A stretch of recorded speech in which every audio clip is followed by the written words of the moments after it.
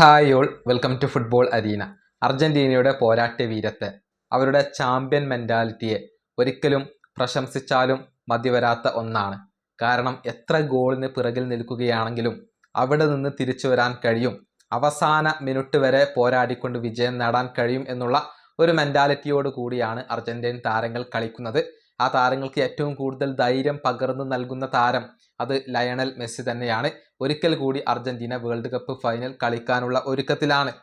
എതിരാളികൾ ചില്ലറക്കാരല്ല, സ്പെയിനാണ്. മികച്ച രൂപത്തിൽ കളിക്കുന്ന സ്പെയിനിനെ വരുന്ന ഞായറാഴ്ച അർദ്ധരാത്രി ഇന്ത്യൻ സമയം 12:30 മെസ്സിയും സംഘവും നേരിടുക. ഒരു വലിയ വെല്ലുവിളി അർജന്റീനക്ക് സ്പെയിൻ ഉയർത്തും എന്ന കാര്യത്തിൽ സംശയങ്ങൾ ഒന്നുമില്ല. ഇതേക്കുറിച്ച് പരിശീലകനായ സ്കലോണി ചില കാര്യങ്ങൾ പറഞ്ഞിട്ടുണ്ട്. അദ്ദേഹത്തിൻ്റെ വാക്കുകൾ നമ്മൾ പരിശോധിക്കുകയാണ്. സ്പെയിൻ ഒരു മികച്ച ടീമാണ്. സെമി ഫൈനലിൽ ഫ്രാൻസിനെതിരെ വിജയം അർഹിച്ചത് അവർ തന്നെയാണ്. പരാജയപ്പെടുത്താൻ ബുദ്ധിമുട്ടുള്ള ടീമാണ് ഫ്രാൻസ് എന്നാണ് എല്ലാവരും കരുതിയത്. പക്ഷെ വളരെ കംഫർട്ടബിൾ ആയിക്കൊണ്ട് സ്പെയിൻ വിജയിച്ചു. ഇനി ഞങ്ങൾ വളരെ വിശദമായിക്കൊണ്ട് അവരെക്കുറിച്ച് പഠിക്കണം. ഇവിടെ ലക്കിയായ ഒരു കാര്യം എന്തെന്നാൽ കഴിഞ്ഞ മാർച്ച് മാസം മുതൽ തന്നെ ഞങ്ങൾ അവരെക്കുറിച്ച് പഠിക്കുന്നുണ്ട്.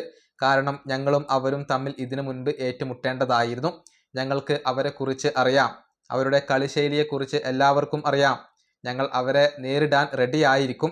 ആളുകൾക്ക് ആസ്വദിക്കാൻ കഴിയുന്ന ഒരു മത്സരം നൽകണം, അതാണ് ഞങ്ങളുടെ ലക്ഷ്യം. ഇതാണ് മത്സരശേഷം സ്കലോണി സ്പെയിനിനെ കുറിച്ച് പറഞ്ഞിട്ടുള്ളത്.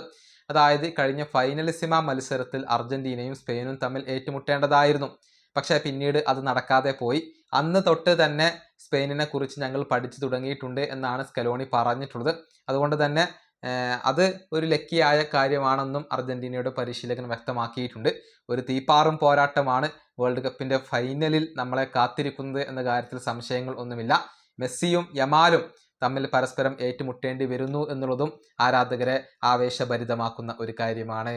ഈ വീഡിയോ അവസാനിപ്പിക്കുന്നു. അടുത്തൊരു വീഡിയോ കാണാം.